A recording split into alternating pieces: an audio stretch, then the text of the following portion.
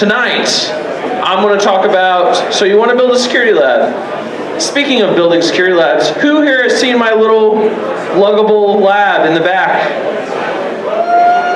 Pretty nice, isn't it? I like to travel around with it wherever I go.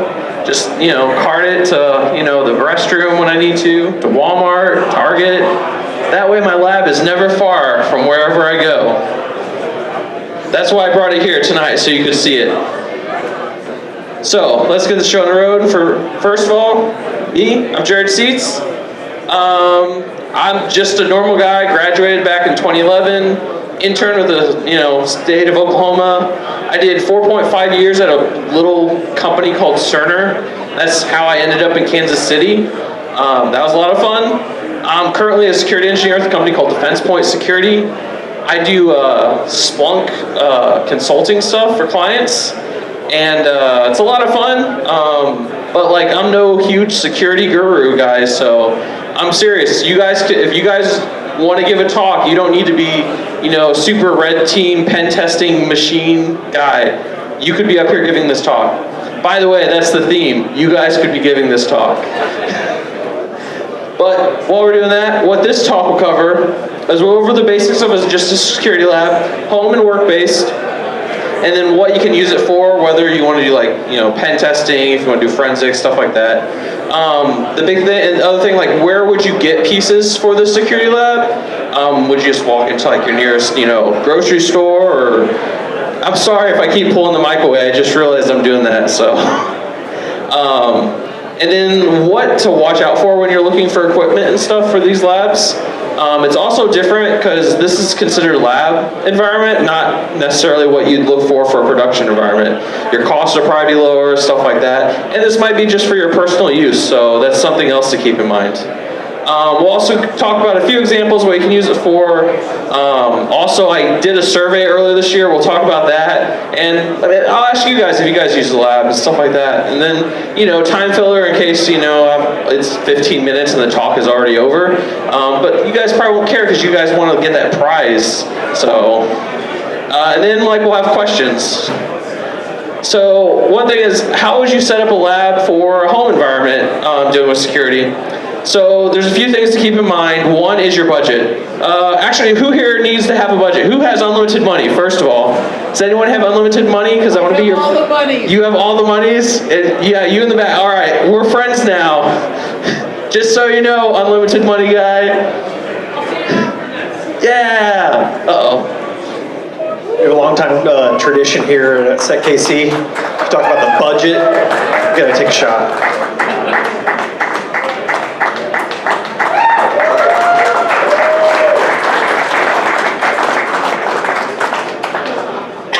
Thanks, guys.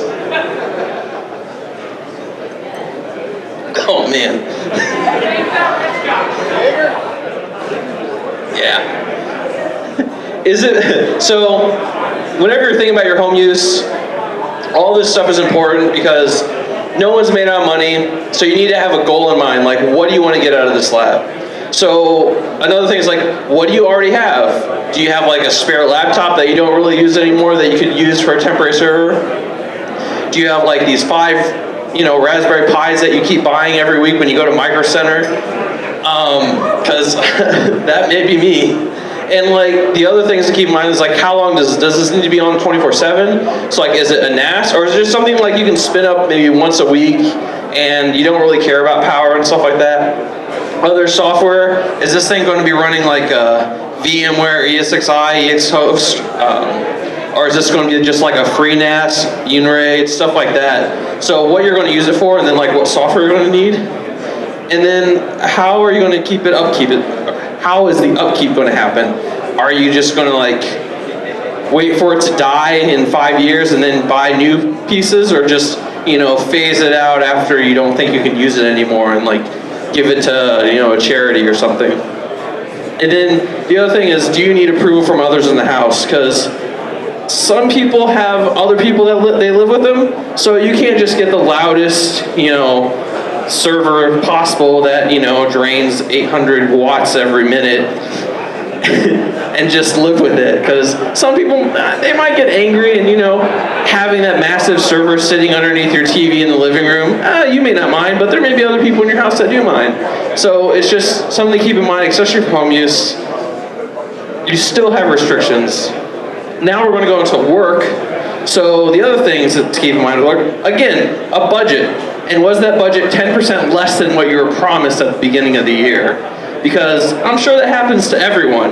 That you get, oh yeah, here's your budget. Oh, by the way, we're going to cut it by 10% because that's how we make our goals and everything. And that way we can, tell everyone that we're doing a great job saving money for the company.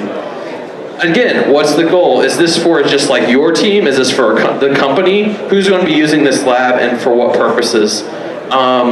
Again, is it possible to use what you already have? Do you have old production servers that you could use and make use instead of having to go out and buy new hardware for just your lab environment? Or maybe there isn't anything that relates to what you're trying to do now and you're trying to plan for the future. So, example, if you're trying to move stuff to AWS, you may not have any AWS hardware, so you're going to have to buy stuff. So keep that in mind. Same for software. Are you going to be using software that you already have and you just want a newer version? Or are you planning to spin up new hardware or new software?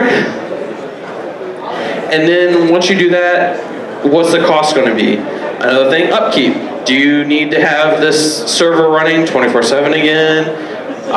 Does it, need to have a specific license for use, or is there a free license, stuff like that as well? And then again, do you need approval from others in the office? So like, is this a personal project that you're working on for the company? Is this a team project? Do you need, approvals from directors, stuff like that? So it's just stuff you got to keep in mind whenever you're looking for these labs and trying to set them up for work and compared to like your personal use. So again, what should you actually use when you're doing this lab? Are you just going to buy like 10, 15 physical servers, install a single OS on each one of them, and then use that for your lab?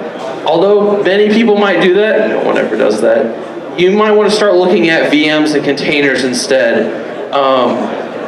The important thing, the other thing to keep in mind is maybe you do want, some hardware to have a specific OS. Like if you're using Uniraid, you want that piece of hardware to just have Uniraid on it, and then have a bunch of disk on it, and then you install Docker containers and VMs on that. Again, you're looking at like what OS? Linux, Windows, Mac, BSD, AIX, HPUX. Has anyone ever used ClearOS before? Raise your hands. ClearOS? No? Hey, yeah, once. So you should always keep in mind the most popular OSs and install them as well, like ClearOS. Everyone should install ClearOS at least once, because it's the best. Again, back to just having like the software you're using. Are you going to use like Splunk? Are you going to use Graylog? Are you going to use specific forensic tools? Do you want to have Metasploit? It depends on what you're trying to do with the lab and what you're trying to get out of it. Also, version properly. So I mentioned this because you need to pay attention like what versions you're trying to install software-wise on your systems compared to like what you want to use in the future, and making sure stuff is compatible with each other. So that's the important thing to definitely keep in mind, because there's been times where I've installed VMware stuff thinking that I would be good, and finding out that it wasn't working with my license, and I wasted like a whole week trying to figure this out. So don't be me. Look up your versions and make sure you're using the right stuff. Also, we'll go into like hardware, but I'm sure everyone can just have one of these as their home lab, because Watson? Who has Watson in their basement that they use for their home lab? You in the back? Can I borrow some CPU cycles? Oh, no fair. But that's the other thing to keep in mind is like, what is overkill? What do you actually need? I know a bunch of people say, oh, I want to get the coolest, most awesome, most powerful server that money can buy. And then you're looking at like a 10K, 20K bill on just one piece of hardware, where your end goal was just trying to get blinky lights, which could have been done with a Raspberry Pi and a Ethernet cable. So keep that in mind. So now we're gonna go to like where you should get your stuff, which is obvious for many, but eBay. Who has used eBay before, guys? raise of hands if you used eBay. It's a small site. A few people's never heard of it, but apparently you can get it, like people sell their stuff. It's like an auction kind of deal, so you're bidding against other people.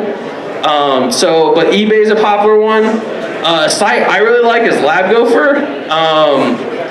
This gives you a list of stuff that you can get on, I know this is going to sound crazy, on eBay, and it prices out specs based on what the server has on an eBay listing and tells you whether it's a good deal or bad deal. So it's definitely a go-to place. Micro Center? Has anyone ever heard of Micro Center, by the way? Leave my wallet alone!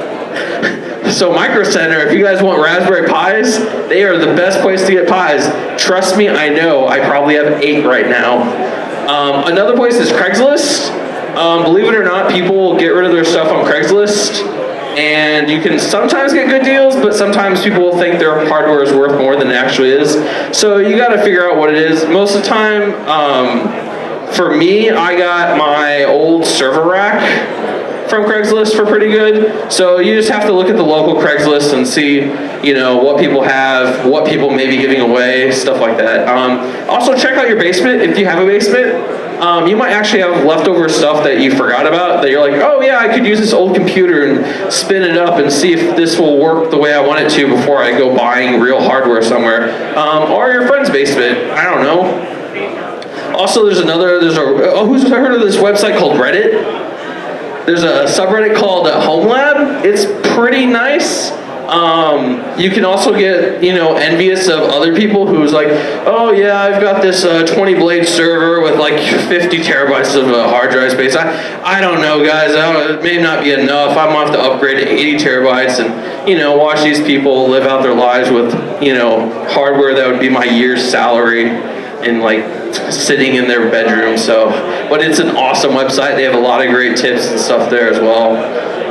Also, again, repurposing your old equipment that you already have and already using to try new stuff is a great idea. If you're doing a computer upgrade and you're not just blowing away the whole system, maybe you just take the motherboard and get like a cheap hard drive and install it in a different case and see what you can do with it.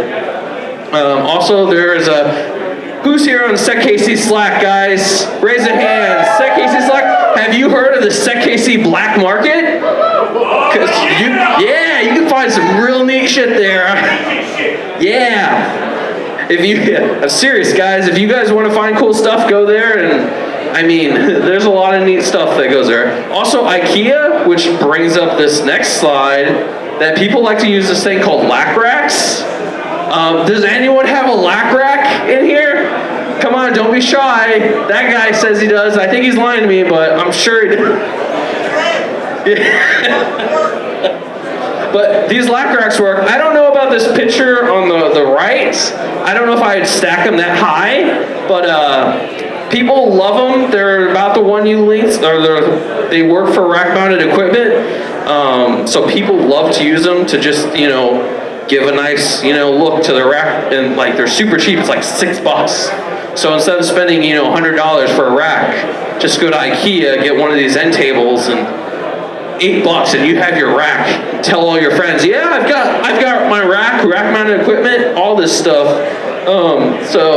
Yeah. So that goes on to the next thing about talking about eBay.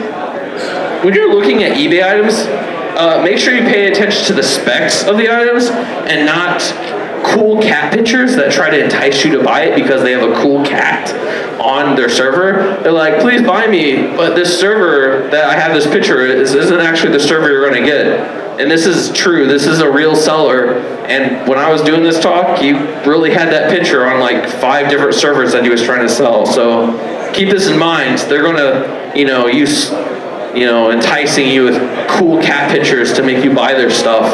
But pay attention to CPU specs and what versions, because a lot of the Intel Xeons have V1s, V2s, V3s. You got to pay attention to that, not just the number itself. And then how much RAM and whether the drives come in it. And the other important things, especially with server guys, is make sure that the server sleds are included in your pricing. Because it's no fun to get a server thinking you're going to get like 8 server, slots when there's absolutely no sleds, and you find out the sleds are like $15 a pop, or $30 a pop from one guy who has a monopoly on them. So, because he's been buying them from everyone else. So keep that in mind when you're looking at these real hardware servers to see how much sleds are before you click the buy button. Also make sure you check power, because a lot of these old servers chew up power like no one's business. And when you're looking at these servers, you'll see titles that say virtualized, Docker, and you'll see this all over their specs. If they don't give you the real specs of the server or it's hidden, I would be kind of cautious of that seller, guys. One more thing, well, not one more thing, but another thing that people forget about when they're doing their lab is you got to connect all the shit together, guys. And who here knows networking very well? Very well. If you have to ask, the answer is no. Are you sure about that? Yes. But keep this in mind on like what other equipment you're wanting to get. So if you want to just throw in some dumb switches so everything works like I do, go for it. But you can also, go crazy with like these, managed switches, managed routers, fun APs. Actually, what's fun? Ubiquity gear. They're awesome and pretty damn easy to set up. So if you guys want to networking, Ubiquity is the way to go. The other thing to keep in mind is you got to figure out your need, whether you just do 10-100 or if you actually need gigabit traffic in your network. You may be like, oh, gigabit, who cares? There's no way I'm going to use that up. Once you start getting like major with multiple terabytes of storage and you're wanting to move files around, your internal network actually does matter, surprisingly enough. Not that I would know, or I may have 30 terabytes of storage, so I don't know anything about that though. But you can also use different software as well, like if you want to virtualize your routers, like pfSense is a big one. There's one more I forgot. I thought I had it wrote down in my notes, but I sure don't. What's another good software router, guys? What was that? FiOps? All right, I'll take your word for it. But be sure that you can virtualize that as well. So, show me the power, guys. I mentioned this quite a few times. So if you guys seen my B-Sides talk, I actually brought in this older server that's really loud and noisy. So I took the power draw of a few servers. One's a TS440, which is a fairly popular server from like last year that went on discount, so people bought a few of them, like I did. And it's got slots for like 8 drives, so it's pretty awesome. So that's a fairly new one. It's at idle, it's drawing 5 watts, and when it's turned on, it's got about 105 watt draw with about like 4 disks in it, so not too bad. That little mini lab server thing over there, it's 23 watts with a bunch of stuff in it. So like I think I had the Ubiquity AP plugged in and another firewall plugged in as well. And then turned on with the server running with a few VMs. It was about 65, 70 watts. So pretty good for that whole rack setup. My old server was 26 watts plugged in, and when I turned it on, it cranked out 200 watts easily. So I was going to look at a major power bill if I kept that thing running all the time. And that's not it doing anything. That was just running it idle with nothing installed. So if I even installed an OS on it, had to do a little bit of work, that number shot up to like 250, 300. So keep that in mind. But while we're talking about power, unless you don't pay your power bill, does anyone not pay their power bill? Actually, just don't answer that. Don't answer that. But for those of you who don't, you could do this and make money. Well, maybe not anymore, because you guys could mine SecKC coins and get cool swag. By the way, who here knows about SecKC coins? Rickson, we're looking at you. Right. So you can mine and just pay for your lab yourself. So you just buy this, draw it up, and you're like, oh yeah, I'm gonna pay for my own lab in like 2 years. Once Bitcoin shoots back up, or I mean SecKC coins, and I'll buy a bunch of swag, resell it on the black market, and I'll be able to pay for my lab and my next lab. So it's a great marketing scheme, guys. Go for it. The other thing to keep in mind is storage. You have to store all this stuff. So look into specific storage solutions. This Reddit website also has another subreddit called Data Hoarders. They're equally dangerous like HomeLab because they'll talk about their 30, 60, 70, 100 terabyte, home usage storage solutions, and then they'll complain about, Google putting a data cap on a few terabytes. So keep that in mind. But whenever you're storing your stuff, you have to have some place where you're running your VMs and running your software. And on a security note, if you guys are doing stuff like looking into specific malware, and I'm trying to think, there's a specific malware that does what to the drive, and some ransomware, I think. I think it completely encrypts your drive, and it'll look for network drives. So if you're looking into your lab environment to, do some reverse engineering, you might want to be careful on what kind of storage solutions you have hooked up to it, especially if you're at work, because no one wants to say, oh yeah, I was testing out this, looking into this malware infection, and it connected to our prod, SAN storage, and now the whole company is encrypted, and we're sending a bunch of, foreign, possibly Russian people 8.5 Bitcoins because I didn't look at my storage properly. Because, whoops. That may have happened to some company, not me though, and I won't mention them. But keep that in mind whenever you're looking at what you're wanting to do and making sure you have your stuff split out properly. But where you're looking into the future on what to do with your lab, what do you really want to do with your lab? And here's the mandatory XKCD comic for any talk. Has anyone done this yet? Because I'm wanting to do this. Set up a few viruses, set up some web, a UI for them, watch them grow and live and, multiply in the network. Can we name them? Yes, you should always name your malware and virus strains, or else you'll be sad when they die. Virus.exe sounds like a great name. But go into a little bit of this. This will, what you're looking into, what you're doing for your security lab, whether you're going to do, specific stuff for virtualize, using Docker, different container solutions. So there's Docker, OpenShift, Kubernetes, stuff like that. Also go into I think Cuckoo. Has anyone used Cuckoo Sandbox? I haven't used it in a long time. Hey, see? So you can use that if you're trying to, sharpen up skills. Also, whether you're using VMware versus VirtualBox versus whatever Windows is trying to do. Azure, AWS. You can go into Log Manager as well, go into Splunk, Elk, Graylog, trying to figure stuff out. You can also look into certain websites. I think overthewire.org is a pretty good site to get started on, looking into breaking into specific boxes, but that's up to you guys. By the way, if you guys go to remote sites to look at stuff, make sure you follow the rules and don't do anything stupid, please.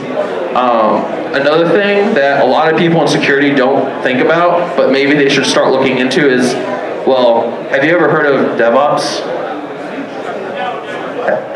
Have you guys ever heard of this DevOps? I hear it's the best thing ever. I hear it'll solve everything and it'll be the best.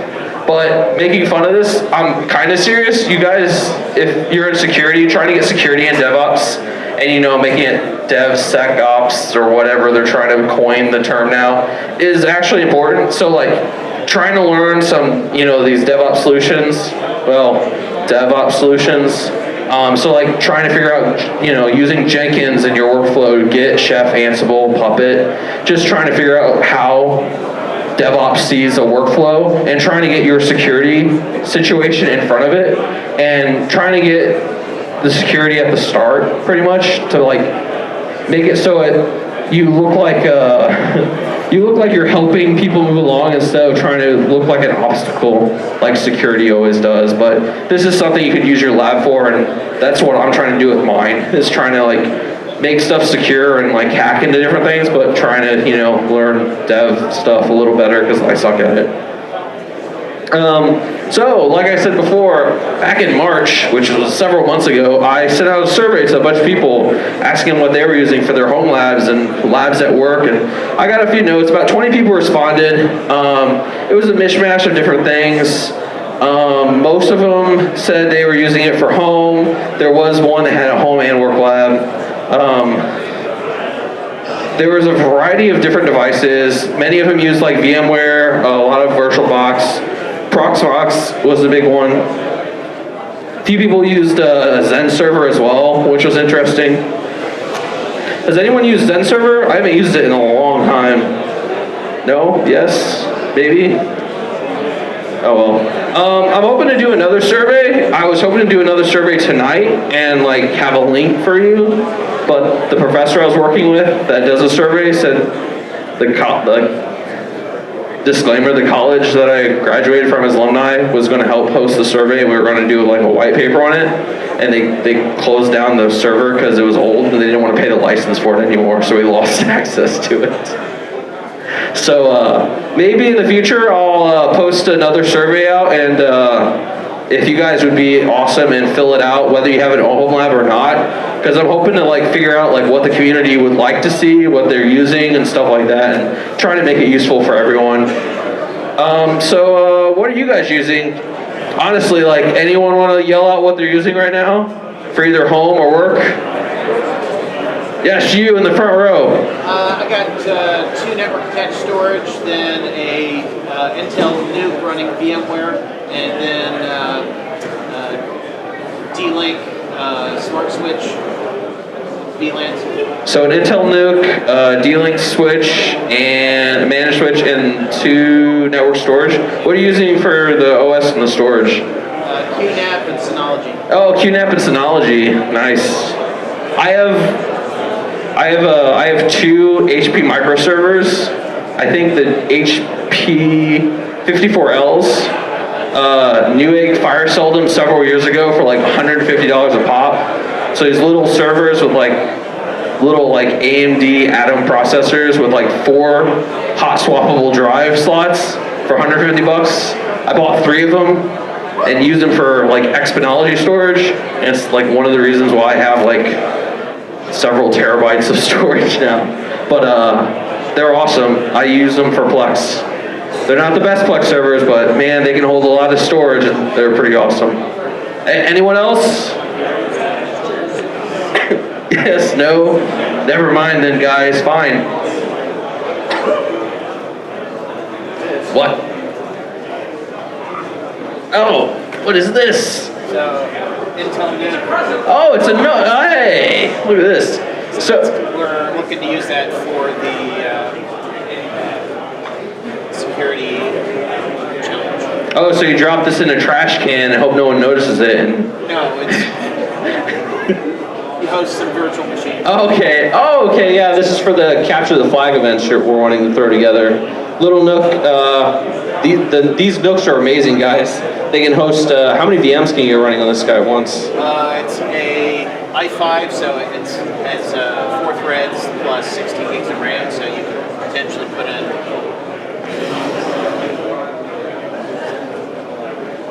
about 16 virtual cores for virtual machines plus limited by RAM. Yeah.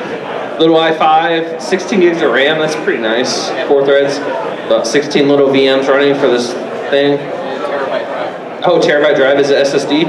No. Oh. Oh. By the way, guys, using SSDs versus spinning disk is another important factor in your lab choices. Another thing to keep in mind is, again, licensing. It's like if you have an HP microserver, which I think is awesome, but they're new ones, you need to have, an ILO license to like remotely manage them in a way, and well, without going to the internet, finding your own ILO license. Yeah. The keys for almost every ILO instance, depending on the hardware version, is the same. So if you can find one, just keep reusing it. Oh, awesome. You need one, Handy tip. ILO licenses are pretty close to being the same, so if you find one, you should keep it close to your chest and use it. Nice. Another thing to keep in mind is whether you can get like a dev license. So I know for Splunk, they have 2 dev licenses you can use. One is for like a 50 gig of data ingest a day, and another license is I think 5 gigs, but you can have like multiple servers running on the license. So keep that in mind when you're looking at stuff. So you're not only looking at hardware prices, but you're also looking at software. And also keep in mind of power, because power is something that people always forget about when they're looking at these servers. And I don't want you guys to like go on eBay, get the first server you see, and then find out you have a $800 electric bill because KC Power and Light decided to jack up everyone's rate over the summer, and they're blaming your server for it when you know they're just lying to you. So keep that in mind.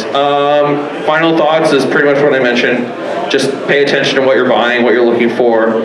And if you have any questions or you want to talk to me about this stuff, I'm here a lot of months. I obviously have a yellow badge, orange lanyard tonight. Come talk to me. Fine. So I want to make this important slide right here. It's the cyber kill chain.